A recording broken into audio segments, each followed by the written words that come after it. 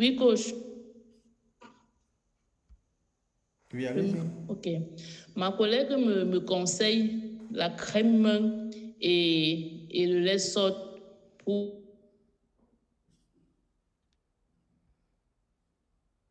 comment la crème pour mon visage, je laisse sortir comme un lait corporel. Et comme j'avais tellement de produits sur mon visage, mais ça ne les donnait pas parce que étant au Cameroun, ceux qui connaissent, j'ai fait mon étude universitaire dans la ville de Baganté à l'ouest Cameroun. Ceux qui connaissent, il fait hyper froid là-bas. Et j'avais un visage hyper serré. Ça a davantage gâté mon visage. Donc, quand j'arrive au travail, bon, on dit, quand tu travailles, quand tu es dans le monde de l'emploi, il faut quand même être bien présentable. Dès que tu es en pharmacie, tu ne peux pas conseiller les produits cosmétiques. Comme tu n'as pas un visage assez rayonnant. Donc, et comme j'avais tellement utilisé des produits, ça ne marchait pas sur moi. Jusqu'à un moment, j'étais seulement dans l'huile de palmis. Tu sais qu'ils connaissent l'huile d'olive et l'huile de palmis. Et elle dit, au lieu de sortir les 10 000, les 15 000 les laits qui ne me conviennent pas mieux, ils sont mes 500, mes 1000 francs, mais les choses, les huiles de palmis pour me rendre avec. Donc, elle me conseille les produits longs riches. J'utilise, waouh, quand j'utilise la crème longue riche, c'est hyper hydratant. Ça me va tellement bien au point où, quand les week-ends, je pars souvent à l'ouest, je sens comment ma peau n'est plus cassante. Donc, ça m'hydratait vraiment la peau. Et j'ai également utilisé le lait salt avec le dentifrice et le savon. Elle m'a fait un kit complet pour les soins du visage. Donc, quand j'ai utilisé la première fois, ça m'allait vraiment bien. Elle m'a dit, voilà, elle m'a bien parlé de l'on riche. Elle dit, vu que auparavant, j'ai fait QNET. Ceux qui connaissent QNET qui a vraiment arnaqué les gens au Cameroun. Je ne sais pas si c'était pareil pour ailleurs. Donc, du coup, tout ce qui ressemblait à QNET, là, le marketing de réseau, pour ma part, c'était la même chose. Donc, quand elle me parle de l'opportunité, je dis, non, je veux seulement utiliser mes produits. Je ne veux pas faire l'affaire là, je veux seulement acheter et utiliser. Donc, quand ma gamme est finie, seconde fois, j'ai encore acheté une autre gamme, dont savon, dentifrice, lait, crème. J'ai même ajouté à ça le serviette hygiénique, dont le colombe m'a donné. Je ne l'ai pas acheté. Moi, je m'a donné que essaye aussi savoir. Moi, comme souvent, les serviettes hygiéniques, c'est à base d'oignons, infrarouge et tout. Pour ma part, c'était comme le film, mais c'était comme le mensonge, parce que je me disais que ceux-là veulent seulement vendre le produit, donc du coup, ils racontent n'importe quoi. Donc, on m'a donné en plus de ça, ces serviettes hygiéniques gratuits. J'ai utilisé. Moi, avant, j'étais une championne en règles douloureuses. Et c'est pas. Il y a des femmes parmi nous. Les règles douloureuses ont la douleur a divers niveaux. Il y a des femmes qui ont des douleurs légères, comme ça, même sans prendre les produits, elles réussissent à supporter. D'autres ont des douleurs modérées. D'autres ont vraiment des douleurs sévères. Lorsqu'on dit règles douloureuses, c'est-à-dire c'est hallucinant. C'est même pire. Tu as l'impression de faire un palu grave, un palu plus. Tu hallucines. Donc, c'est vraiment. Quand tu face une femme qui fait les règles douloureuses, vous avez tellement pitié d'elle. Donc, moi, c'est à ce stade-là que moi j'étais. Quand mes règles arrivaient, c'était la mort, c'était la catastrophe. Même un bandit qui passait, un bandit qui passe en route me voit en train de me torturer, aura peur de moi. Donc, c'était vraiment douloureux. Donc, quand j'ai utilisé ces verres hygiéniques longs riches, mais c'était comme, j'ai senti un ouf de soulagement. Les crampes vaginales, ça n'a même pas baissé, ça a disparu. Les règles, les douleurs, abdominales qui ont baissé, mais les crampes vaginales ont hyper disparu, le confort. Donc, j'ai ressenti tout ce dont les gens en parlent souvent concernant les serviettes hygiéniques longs riches. Donc, là, c'était mon deuxième pour utiliser les produits longs riches. Même jusque-là, je vous dis que je ne m'inscris pas dans l'on riche. Je veux seulement utiliser les produits. Là, je ne m'inscris pas. L'affaire, là, c'est ensemble à QNET. C'est vrai, les produits sont satisfaisants, mais je ne m'inscris pas. Troisième fois encore, avant que je n'arrive au troisième achat, vu que je suis en pharmacie, il y a les médecins qui venaient tout le temps demander s'ils peuvent faire la mise en place de leurs produits non riches. Si on peut leur donner un rayon, ils font la mise en place des produits non riches. Et quand on vend, ils nous donnent un certain pourcentage. Donc, les médecins, les pharmaciens venaient demander.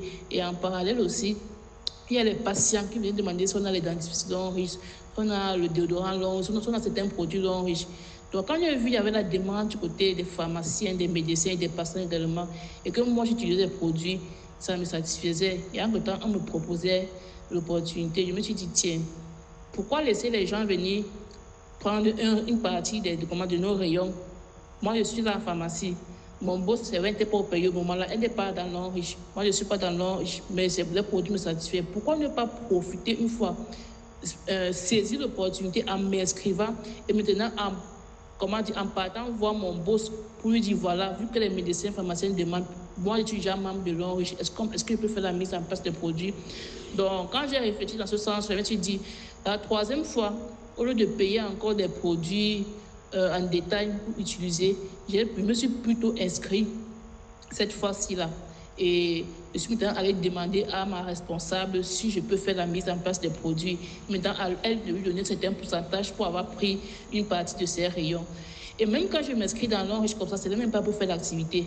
C'est aussi pour ne pas laisser les gens de l'extérieur venir mettre le produit. Pourtant, moi aussi, je peux mettre les produits. Ce n'est même pas pour faire l'activité. C'est quand je m'inscris, bon, il y a les passants qui viennent de temps en temps demander les produits. Entre-temps, moi, je consomme les produits sans problème. Après, encore, je me dis, tiens, je paie même quoi en faisant l'activité? J'ai payé mon pack de 20, puisque moi, j'ai commencé avec 24 000 francs. J'ai payé mon pack de 24 000 francs. Les produits me satisfont. Qu'est-ce que je paie en vendant les produits? Qu'est-ce que je paie en prospectant? Qu'est-ce que je paie? Je me suis posé tant de questions. Je ne paie rien. À quel niveau se trouvait la nappe? Je ne voyais pas à quel niveau se trouvait la nappe. Vu que j'ai retiré 24 000 francs, j'ai payé mes produits. On m'a remis ces produits-là. Ça veut dire qu'on ne m'a pas arnaqué. Si je ne vais pas prendre un produit à 3 600, je vends à 4 500, à quel niveau on m'a arnaqué? On ne m'a pas arnaqué. Donc là, je n'ai pas de la nappe comme je pensais. Et donc, du coup, à partir de ce moment, je me suis assise sur YouTube, sur Facebook. J'ai commencé à faire des recherches approfondies sur le marketing des réseaux, précisément l'enrichissement, concernant les produits, concernant le plan de compensation. C'est là que j'ai compris que j'ai bien pu que c'est une école. Ce n'est pas prendre les produits, vendre, chercher les PV, comme je vois les gens faire ici dehors là. L'enrichissement est tellement c'est tellement ancré, ils ont tellement assis le plan de compensation au point où c'est une école. C'est une école, il faut apprendre chaque jour, il faut se former, il faut assister à les séminaires, il faut bâtir son équipe, il faut coacher. Donc, ce n'est pas une activité aussi banale comme les gens pensent. C'est pour ça que nombreux ne s'en sortent pas, nombreux trouvent que c'est dur parce qu'ils sont à la chasse des PV sans rien comprendre du système. Alors, je me suis dit, à partir de ce moment-là, que je vais faire l'activité. Donc, c'est à partir de ce moment où j'ai compris que, parce que quand je vois les challenges, j'ai compris que voilà, ça c'est vraiment un boulot. Et j'ai pris ça comme mon second boulot. Quand je finissais le travail, je rentrais, je m'asseyais, je me formais, je voyageais pour assister à des séminaires. J'étais tout le temps en train de lire, de me documenter. Donc, quand j'ai compris que MLM, c'est une école, c'est une entreprise, donc je me suis lancée et j'ai pris ça comme ma seconde activité. Et c'est vrai, j'ai eu l'avantage qu'étant du corps médical, j'avais une facilité à ce moment-là de facilement conseiller les produits.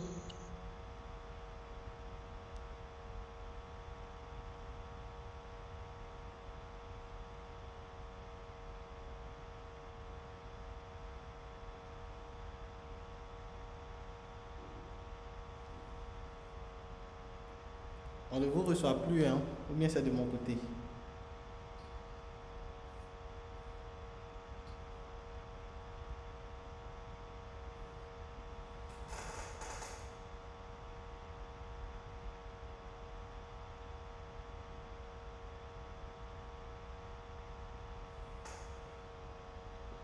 C'est de son côté, je suppose.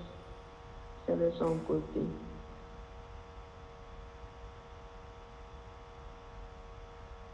Ok.